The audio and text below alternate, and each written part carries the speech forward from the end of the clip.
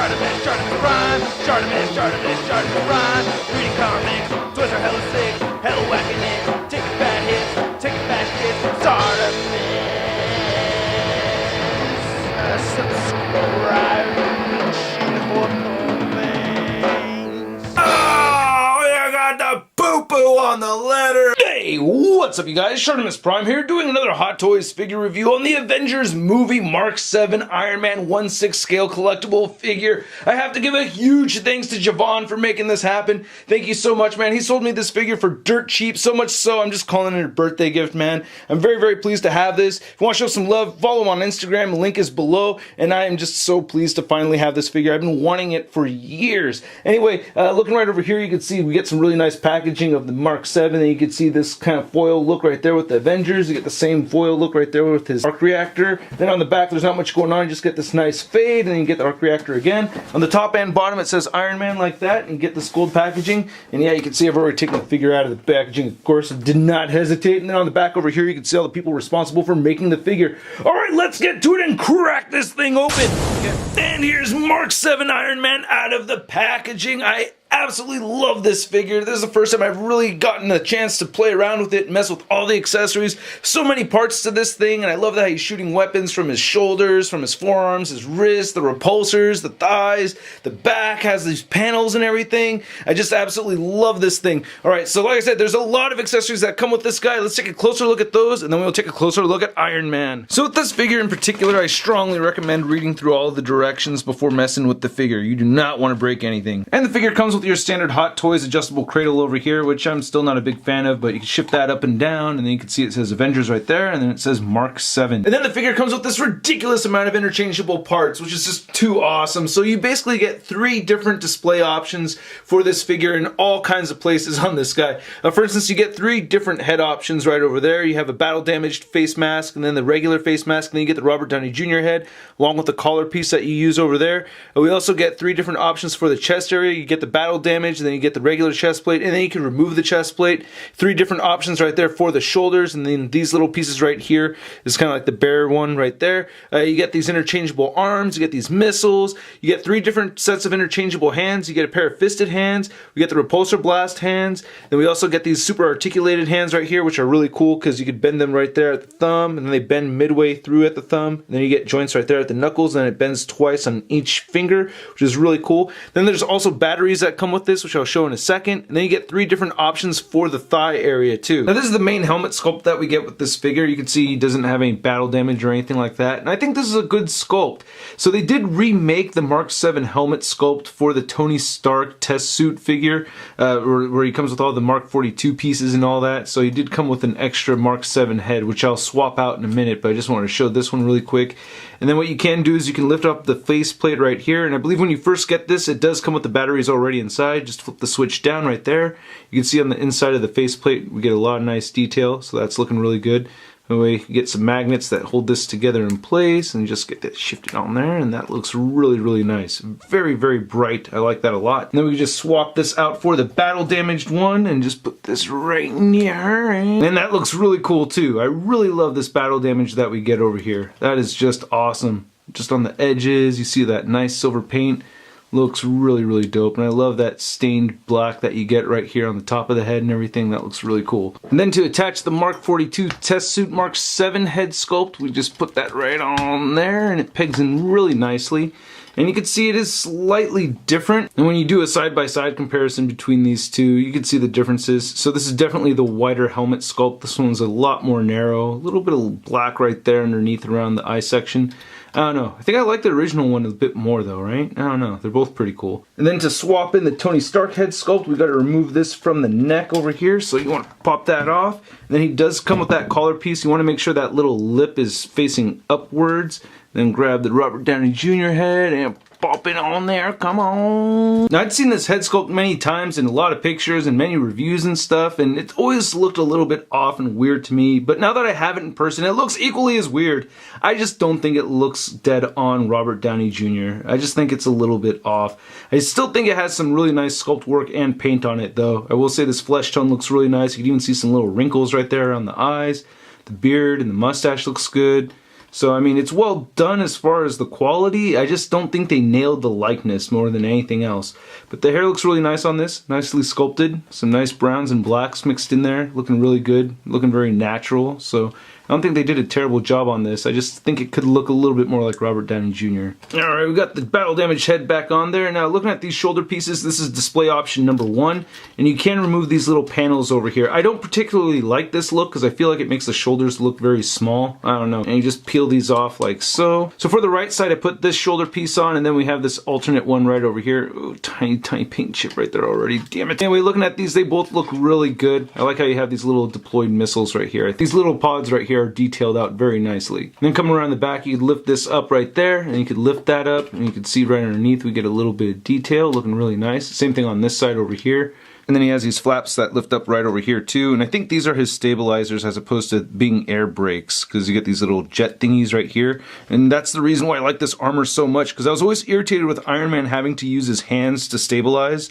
So having these right here in the back so he can fly around and then have his hands free to shoot repulsors, I think is awesome. And then you do have this button that you could switch down, and then we could come around back to the front, and then you could see his arc reactor gleaming, looking really, really nice. That is very bright. And then you can remove this right over here, and you can see all the details right there on the chest section. That looks really cool. And you can remove these side pieces right there, so you get this option going, get that off, and I really like the little details that we get right there. That looks awesome. Very, very nice look. And then you get this third option where you could attach the battle damage, and that battle damage is awesome. I like to add those 2 flaps on the sides again though. A little bit more complete having these on here, and that looks really sick. I love the silver and black right there. That is cool. Some nicks and gashes. I really dig that. And then we have this arm section. So this is just the regular display option you have right here. So you can see it has some paint wear and everything on it, which is intentional. And then on this right side, you can get this little missile deployed, which I think looks really, really cool. And you can do the same thing on the left arm, as you saw in the beginning of the video. You could have missiles shooting out on both sides. And then you get interchangeable arms too. I'm just going to demonstrate this on the left side. And all these interchangeable pieces have directions as far as which way you can turn them and everything. Oh yeah, and then there's the light up function right here on the hands too, so that works out really nicely. But this arm does not have the light up function. This is just a battle damaged look. You just plug that right back in there, and you can see this battle damaged arm looking incredible. Love the detail on this. And then you get this little piece right over here, which looks really cool. This little piece right here is not removable, so you cannot have the missile thing and this going on at the same time. But looking down here, the ab section looks really nice on the figure. And then these thighs, man. So on the left thigh, I just have the gold battle damaged piece right here. And you can see it's just a much more sleeker look. I like how that looks though. I think that's pretty cool. And then this is the more regular version right there. And then you can pop this off, and as you saw earlier, you can have the little missiles sticking out of it. And this just plugs into those 2 ports right there. You can see it has a lot of wear on it around here. Nice silver paint, nice black fading. These look really, really cool. So I love that you can do that on both of these legs. And then coming down here at the bottom, you can see that you can lift this piece out over here on this side and on this side, so you get some brakes going. Then you could lift this piece up, and you get some wires and everything, and that looks great. Great details on this. So you could do the same thing on this side as well. I guess my biggest gripe about this figure is I feel like his calves right here are a little too skinny, or his ankles. It feels like he has super skinny ankles, and I don't remember them looking that skinny in the movie, but still, I mean, it's really not a big deal compared to everything else I like about it. I just love this little attention to detail with all these little nicks and stuff like that. He does have treads at the bottom. Then here's a last look at the back of the figure. I love how the joints have those silver pieces in there. So one thing that was always a pet peeve of mine about this figure is I've seen some people have this displayed where the shoulders are really slouched downward, because you get that crazy shoulder articulation with this guy. So that frustrates me. I really like that now that I have my own. I can set it up so that his shoulders are all nice and high and he looks all bulky and everything. So anyway, you can get the head tilting up very far upwards, and I absolutely love that. That is super cool. You can get him in some cool flying poses, get him looking downwards quite a bit. You get side to side movement over here, and he does have neck pivot. His shoulders can shift up and down, as I already explained, and they shift in and out. You get these spring-loaded shoulder pads on both sets of arms, so you can move the arms outward quite a bit. You can move them outward that much, and you can rotate them forward. You get a bicep swivel. You do get a joint at the elbow, so it bends in that much, and then you get wrist swivel, and it can move it all the way around. It's on a ball joint. You have this cool thing where you want to detach the torso section, so it shifts up like that. and then you get this movement right here where it can move side to side, which you could actually do before you shift this up. So that's the diaphragm joint that's moving side to side, and you do get pivot over here at the diaphragm joint, and this waist joint's moving too. And then you get some good crunching movement over here, and it can bend backwards some, not a whole ton, but a little bit. And then you also get some waist movement over here too. I could shift this waist side to side, and it does pivot a little bit right there at the waist too. So it doesn't really move too much, but you get some movement. You get the hip joints that move outward, not as much as I'd like them to, but you get that kind of movement with those.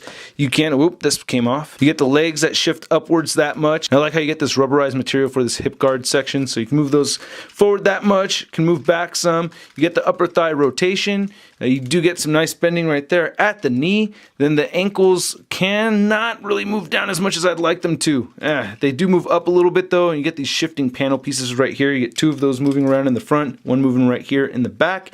And then you get toe articulation. It only bends a little bit, and you do get some ankle pivot, but it's very, very subtle. So now that we got old Shellhead back to his non-battle damaged mode, you can see that he's standing just a little under 13 inches tall. And then here's Mark VII Iron Man next to the Tony Stark figure, and then we have the repainted stealth version of the Mark VII right there, and then here's the die-cast Mark 43 Iron Man. Kind of funny that he's actually shorter than the Mark VII. Then to compare Mark VII to some other Mark VIIs, we have the NECA 1/4 scale Mark VII way up there, we have the Figma 6-inch scale, and then we have the Hasbro 3 3/4 inch one. And then adding Mark VII over here to my Avengers display, I really, really dig this. I think he fits into good scale with these other figures. I'm very, very happy. And then here's Mark VII next to the Marvel Legends Big Time Letdown Spider-Man. You know, after all this time, I still have not tried one shawarma. Ooh, what's this? Ooh, leg rocket? Ow! So as much as I don't like the adjustable cradle, I can get this Iron Man figure in a flight pose without touching the ground or the base right there. So hey, that actually works, even though I still much prefer the dynamic pose stand.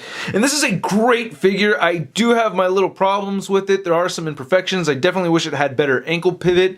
But aside from those little things, man, I really, really like this figure a lot. I'm very, very happy with it. And I'm very, very grateful to Javon. Thank you so much, man. And I hope you guys liked my review. If you did, please hit the like button. Click any of these boxes over here if you want more Shart in your face. If you're 18 years or older, please check out the Patreon account. Follow me on Facebook, Twitter, and Instagram. And also go to MarvelousNews.com for the latest in Marvel-related news. I'll catch you guys later. Peace.